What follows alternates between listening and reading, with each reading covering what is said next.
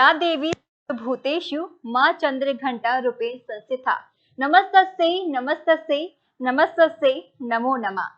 जय माता दी दर्शकों, स्वागत है आप सभी का हमारे खास कार्यक्रम आए नवरात्रे माता की में।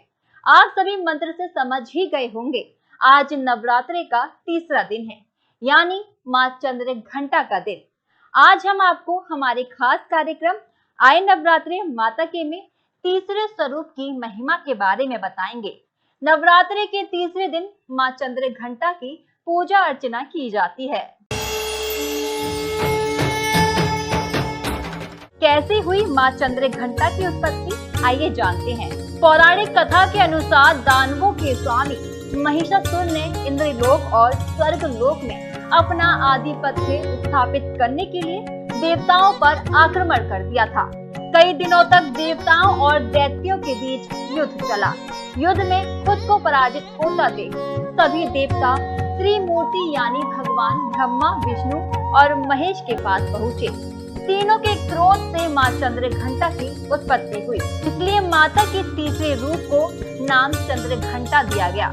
इसलिए माता के तीसरे रूप का नाम चंद्रघंटा पड़ा। देवी चंद्रघंटा माँ पार्वती का विवाहित रूप है। भगवान शिव से विवाह करने के बाद देवी ने अपने माथे पर आधा चंद्रमा सजाना शुरू कर दिया, इसलिए भी देवी पार्वती को माँ चंद्रघंटा कहा जाता है।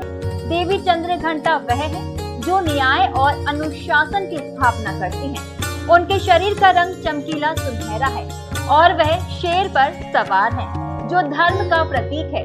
उनके 10 हाथ 3 आंखें हैं और वह हाथों में त्रिशूल, गदा, तलवार, बाण, धनुष, कमंडल, कमल का फूल और जपमाला धारण करती हैं। उनके माथे पर घंटे के आकार में एक चंद्र स्थापित है।